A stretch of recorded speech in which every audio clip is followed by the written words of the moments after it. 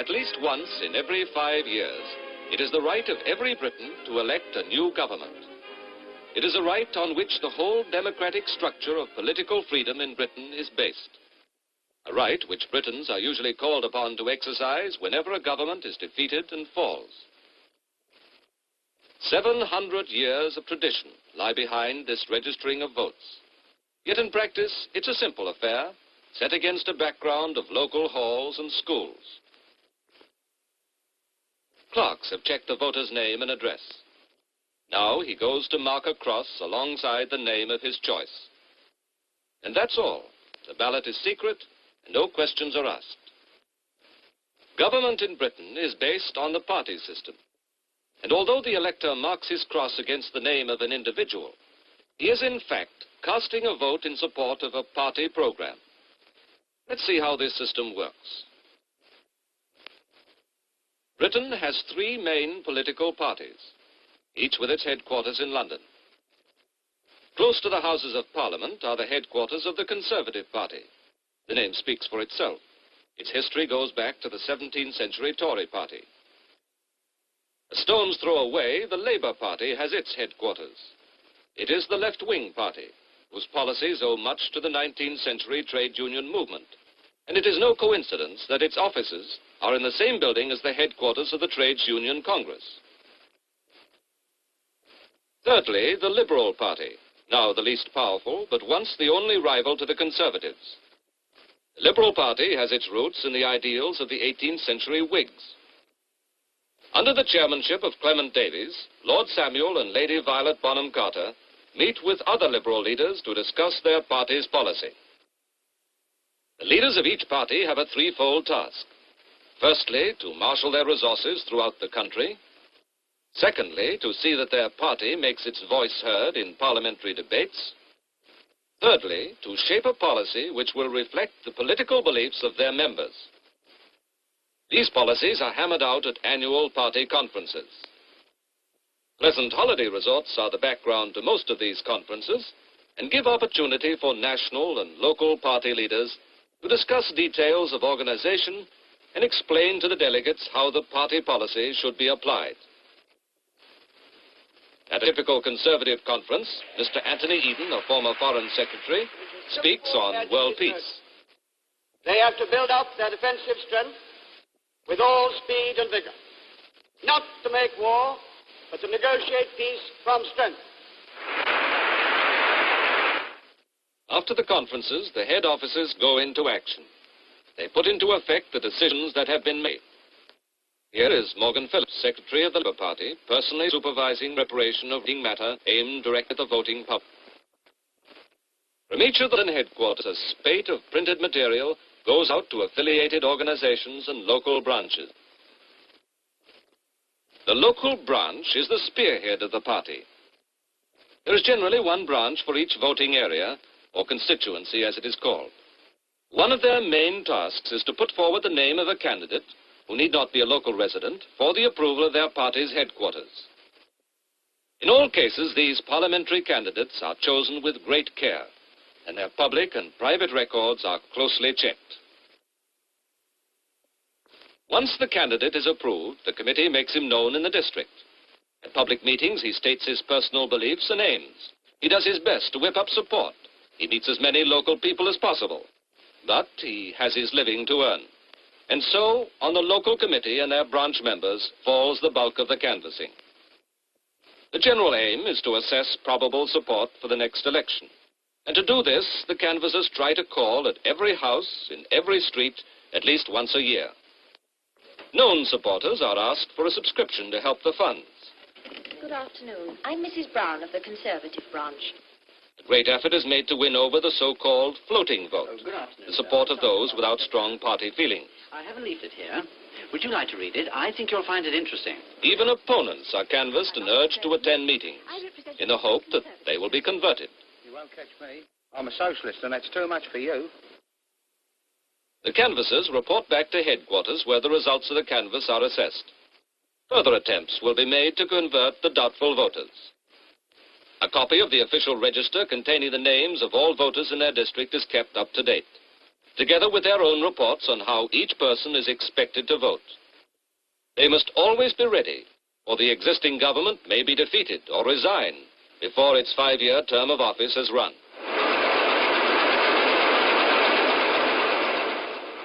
Once the Prime Minister has decided on the date on which he will ask the King to dissolve Parliament, the whole machinery of a general election is set in movement. His Majesty the King issues a proclamation. A proclamation which not only ends the life of the old Parliament, but at the same time calls for a new one. The officers of the Crown send out writs to each of the 625 constituencies in Britain. The writs demand that they shall choose new members of Parliament to represent their districts. Each writ is impressed with the great seal of the Lord Chancellor and sent to the returning officer of each electoral district. In every city, town, and village throughout the country, notices are posted up announcing the calling of a new Parliament. The responsibility for seeing that these notices are posted lies with the returning officer, who is appointed by the Crown to supervise local election procedure. The returning officer is usually a member of the local government authority, the mayor, sheriff, or town clerk. His is a non-political office, and he is accountable for his actions to the law courts. Any potential candidate must be a British subject, over 21, and sponsored by 10 voters in the district. He must deliver his nomination papers to the returning officer and deposit £150 in cash as proof of his serious intention. This is a precaution against the waste of public time and money. Freak candidates are dissuaded by this deposit because the money is forfeited if the candidate fails to poll more than 1/8 of the total votes cast. Let us think before we vote. And if you can't think, well then, don't vote. But in fact, few independent candidates are freaks. Often they are well-known public figures. For example, Commander Stephen King Hall. An independent must indeed be outstanding if he is to fight without a vast party machine behind him. But he has the advantage of being able to expose any contradictions and exaggerations in the election appeals of the large parties. But whatever his politics, once a candidate is nominated, a campaign gets underway.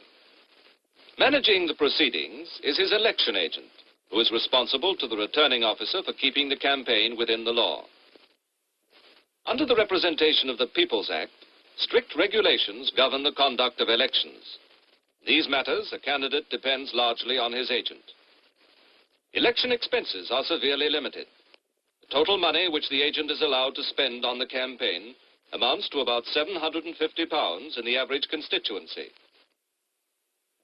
The number of cars which may be used by the candidate's organization is strictly limited too. These rules apply to all candidates, so even the Prime Minister uses his own car and is driven by his wife. The agent's headquarters is the nerve center of the campaign and the focal point of the candidate's activities. He faces a tremendous task and little time in which to do it. His election address, which is the candidate's personal message to every voter, is one of the first things to be got out.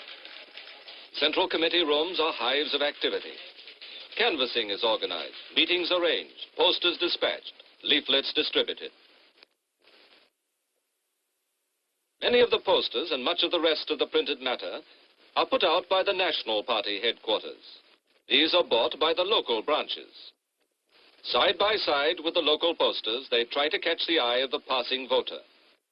Local posters are often less ambitious, but what they lack in size, they make up in numbers. Candidates and their canvassers are seen everywhere. They have to get around at top speed, but there are only 17 days between the receiving of the writs and polling day. People are keen to know all they can about the man or woman for whom they are asked to vote.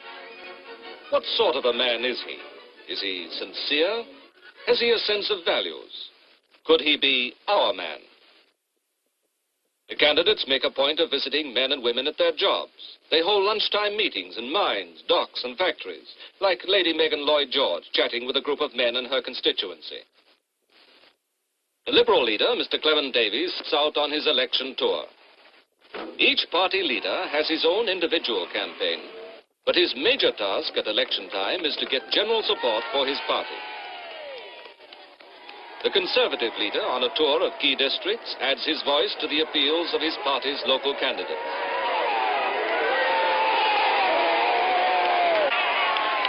You will be voting for the revival of our fame and repute throughout the world.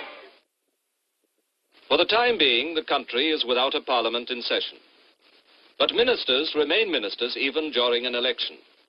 They have to carry on their governmental duties while still finding time for their own campaigns. Radio played an important part in the general election of 1950. The British Broadcasting Corporation gave time on the air to the various parties to state their case. The question to be decided at this election is whether Labour's policy of fair shares for all is to continue. Into the quiet of British homes came the appeals of right, left, and centre. Every party with more than 50 candidates got a chance to speak. But the individual candidates still had to hold their street corner meetings, not always to much of an audience. Interest at first was only lukewarm, but as polling day drew near, the public became more election conscious. As time went on, the pace quickened. Meetings became lively. Everybody joined in the fun. For this is the essence of democracy. Right to say what you like, the right to disagree. People's members.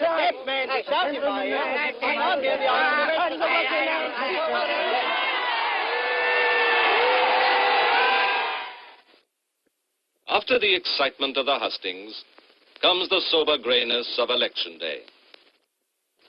From the countryside and from the cities, men and women set out to elect their new parliament. From early morning, the polling stations are open, and steady streams of voters converge on them throughout the day. Every citizen over 21 is entitled to vote. It is the most cherished right of citizenship.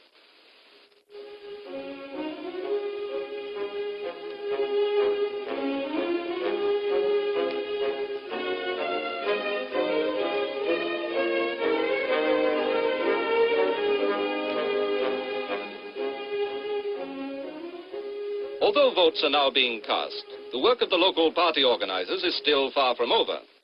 Outside every polling station, each party posts a teller. Their job is to check the registration numbers of people who have come to vote. People are not asked for whom they voted. It's purely an unofficial check. Then local officers send out cars to round up voters who have promised their support but have not yet been checked at the polling station. The pattern of voters changes with the day. Now, with evening, come the men and women from office and from factory. Though Britons may seem to take their politics casually, the high average total of the votes cast, over 85% in 1950, is the measure of their belief in democratic parliamentary government. At 9 o'clock, the polling stations close, and under police supervision, the sealed ballot boxes are taken away to central counting depots. Here, the returning officers preside. The candidates, the election agents, and some of their supporters are also present to see the counting is fairly conducted. Within a few hours, results from some of the constituencies are known, and official announcements are made by the returning officers from the town halls. Figures of the result of the poll are as follows. In London, the crowds gather. To Piccadilly Circus and Trafalgar Square, they flock to see the results come through. For many, it's a night out, and for some, an excuse for celebration.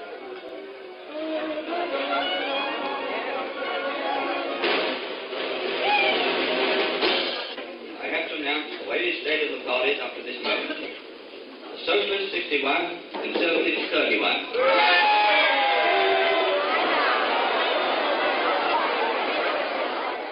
So to the early hours of the next day, when many of the results are known.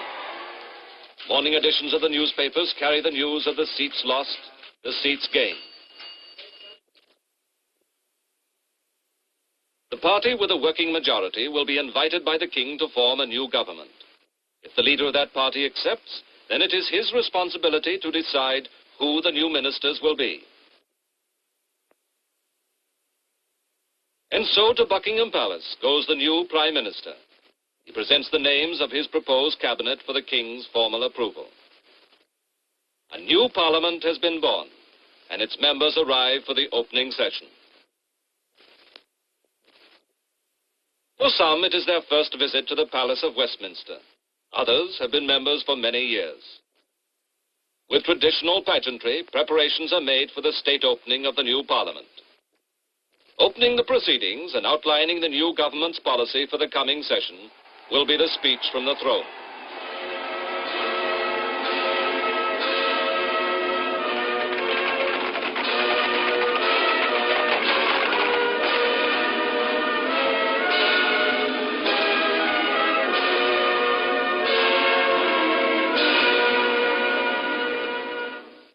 But back in the local party offices, work is going on as before.